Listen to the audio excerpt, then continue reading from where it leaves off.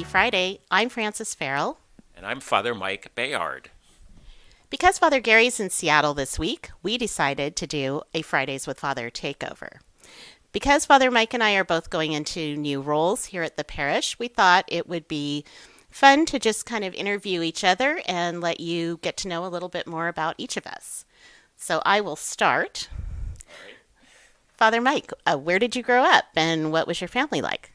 So that's a little complicated to Okay. answer. I was born in Milwaukee, Wisconsin, and I was raised in Syracuse, New York, and Rockford, Illinois. And my parents now live back in Milwaukee, and they're both living and they're both very healthy and doing well. I have a sister. Gratefully, she lives over in Northeast Portland. So what a gift it is to be back in the Portland metro because I get to have dinner with her and her partner, and I see my niece and nephew on a more regular basis. Can you tell us a little bit about your family? So I was born in Honolulu, Hawaii, which is where my mom is from. But we moved to Seattle when I was about two. And so I grew up in Seattle and lived there until just about 6 years ago when we moved to Vancouver. I'm an only child, but I am part of a huge extended family. My dad is one of 13 kids. And so I grew up a part of this kind of big, chaotic, but very, very close family. And really, I'm just so grateful for my extended family because, especially being an only child, it was awesome to be a part of that. So that's me. So, where did you go to school? That's also kind of complicated because as a Jesuit, we go to school a lot. But my undergraduate was at Marquette University. Go Golden Eagles! They're in the NCAA tournament. So I did my undergraduate there, and then I also did some degree work at Creighton University, a master's in Christian spirituality. And my theology degree is from the Weston Jesuit School of Theology, which was once in Cambridge, Massachusetts, is now part of Boston College's School of Theology and Ministry. How about you, Francis? Where did you do your schooling? Well, I went to Our Lady of Guadalupe in West Seattle, so shout out to them. And that was also the parish that I grew up in. So I still really have a place in my heart for that church and the community there. And then I went to Seattle Prep, and then I went to Seattle U. And those were both places my dad had gone, and he had actually discerned priesthood with the Jesuits. And so I actually grew up around a lot of Jesuits and was Jesuit educated. And then I went to graduate school, also at Seattle U for a period of time at the School of Theology and Ministry. Can I ask you a question? Was your dad in the Jesuits, or did he? So he was never ordained, but he spent about 4 or 5 years in formation with them. Yeah. So he had lots of Jesuit friends. So Jesuits have been a part of my life always, and here we are again. So, at what age did you start thinking about priesthood? And at what age did you decide to specifically do formation with Jesuits? These are all complicated questions, Francis. I cannot answer this easily. So I look at the call in two different ways. I call to the priesthood and call to religious life. So my call to the priesthood, I think, started back in high school when I thought for a long time about being a diocesan priest. Was living then in Rockford, Illinois, and thought I would be part of the Diocese of Rockford. And then I went to Marquette, and there I met the Jesuits, and then that was it. After that, after meeting the Jesuits, I discerned my way into the Jesuits and entered the society in 1987. People often ask me why I wanted to be a Jesuit, and really it comes down to this. In part, I really wanted to be part of a religious community that is living in community with other like minded men. And then also, I was really intrigued by the mission of the society, being on mission and always being available to where the greatest need is. And so that really is why I decided to become a priest and a Jesuit priest. And how about yourself, Francis? You've been involved in church ministry for a long time. I'd just like to point out that Francis and I once knew each other at Christ Our Hope in Seattle, where I helped out on a regular basis. So I'm just curious to know what your discernment was towards lay ministry.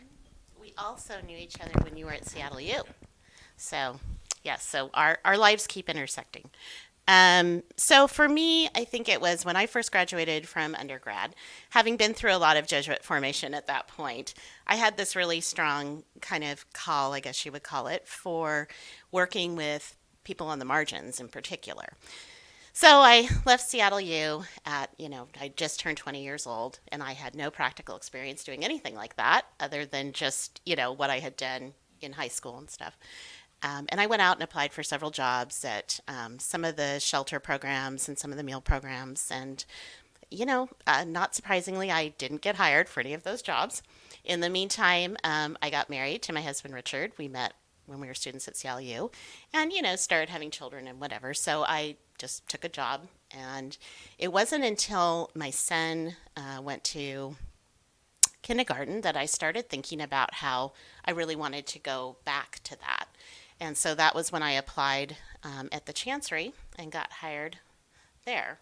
And then through that experience and all the experiences I had in my 12 years there, it really cemented kind of my call, my vocation to lay ministry. And I've been really blessed to have a lot of different experiences over the years, both at the Chancery, here at St. Joe's, and at Christ Our Hope in particular.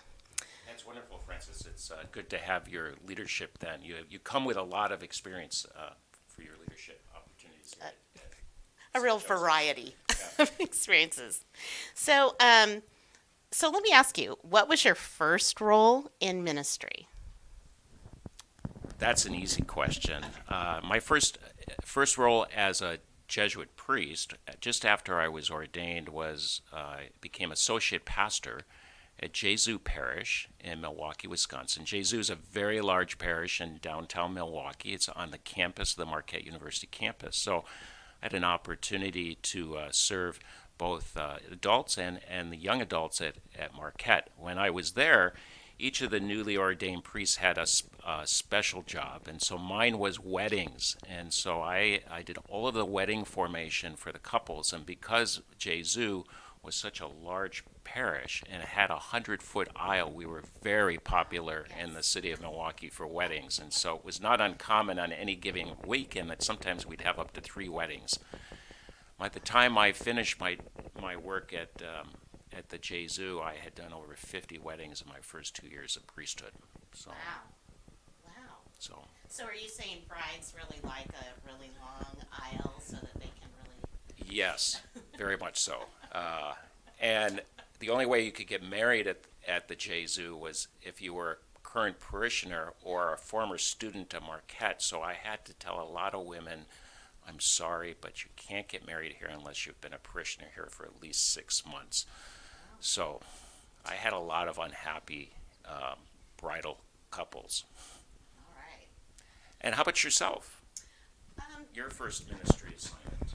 So my first experience in ministry was really as a volunteer. I was a volunteer in the youth ministry program at Our Lady of Guadalupe.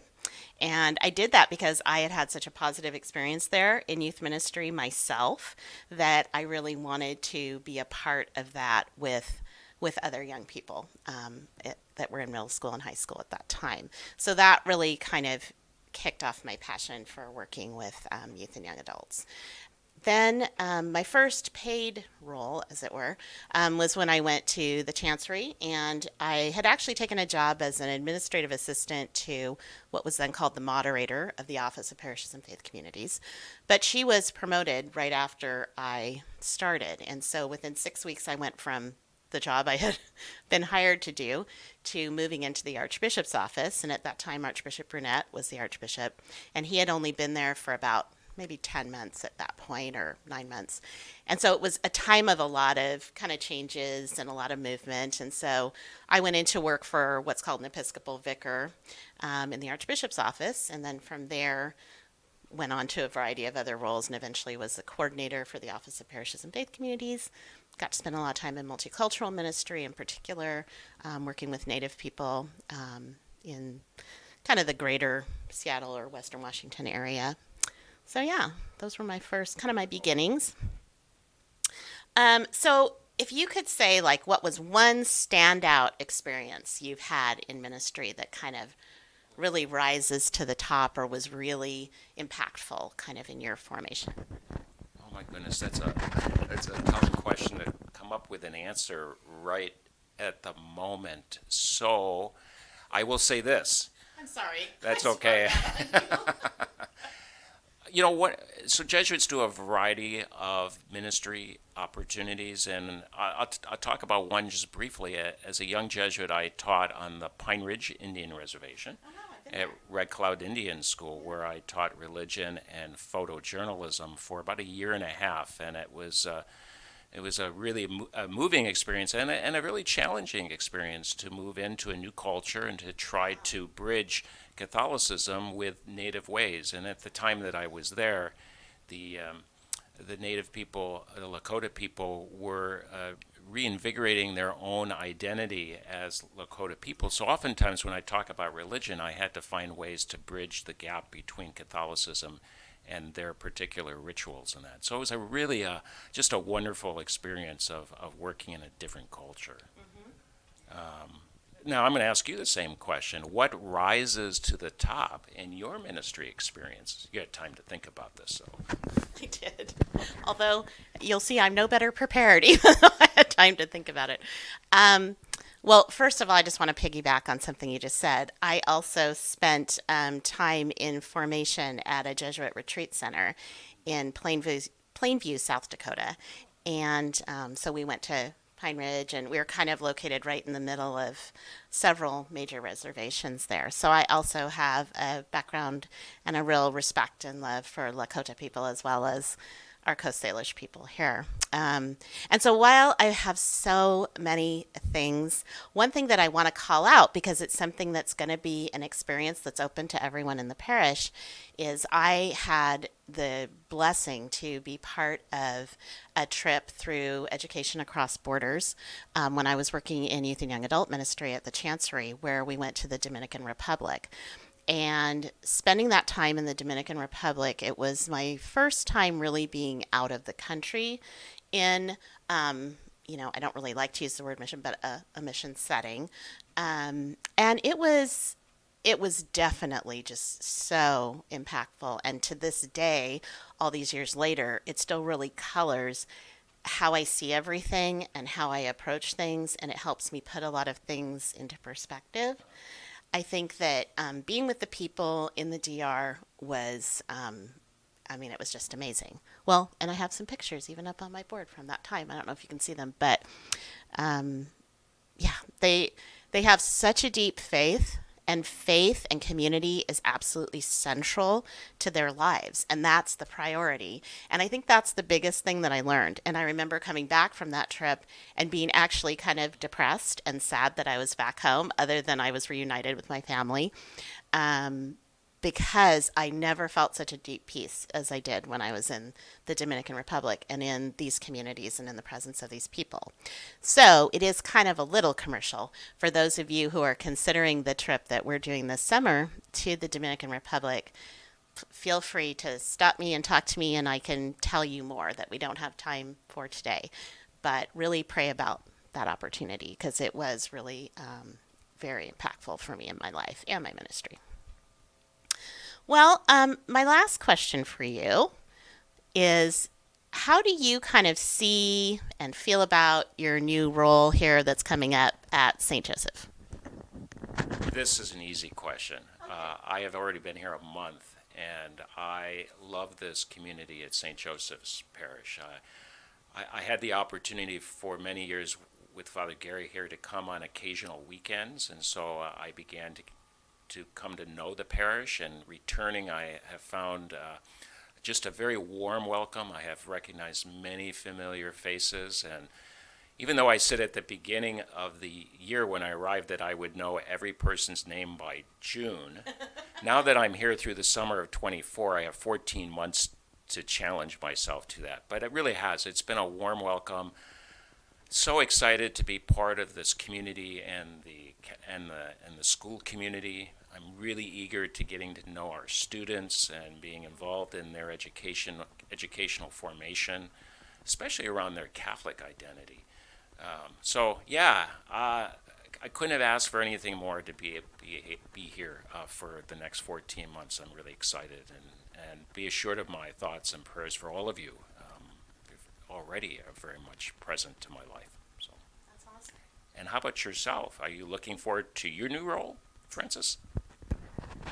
So while it's not something I would have thought of on my own, um, I am really humbled actually to have been asked to do this by the Archbishop, and just the responsibility that comes with it and the trust that that shows that he has in not just me, but in our team here. And so I look forward to it. It's definitely a time of transition, and so I know it'll have its challenges, but we have such a great staff team, and then having the additional blessing of partnering with you, um, it makes me feel really hopeful about this next year, that we can kind of maintain all the great things and the things that we love about St. Joseph, and maybe even grow some of that and get ourselves really ready to, be part of this new parish family structure that we're moving to. But really, I could not and would not do this without the support of our parish staff and also our school staff, and particularly our principal, Mrs. Yamoa, who's awesome. And so I feel really hopeful about it. I do too. I'm really excited what St. Joseph's can be in this coming year, especially as we move into these family structures Right. and around partners in the gospel. I'm just really excited. Me too. So I think Father Mike's going to close us out with a little reminder of Mass times this coming weekend. So Sunday Mass this week, the fourth Sunday of Lent, Latare Sunday. We do have scrutinies this weekend. Masses are at 9 o'clock, 11:30, and 5 o'clock p.m. I'll be at the 9 and the 5, and Father Rigert will be at the 11:30. So we look forward to seeing you all there, and yes, look forward to it. Francis. Thanks for spending some time with us. I know this was sort of an extended version of Fridays with Father, so we appreciate your patience. And stay tuned, though, and check back to see kind of the evolution of Fridays with Father and where it goes from here. Have a great rest of your week, and we'll see y'all on Sunday.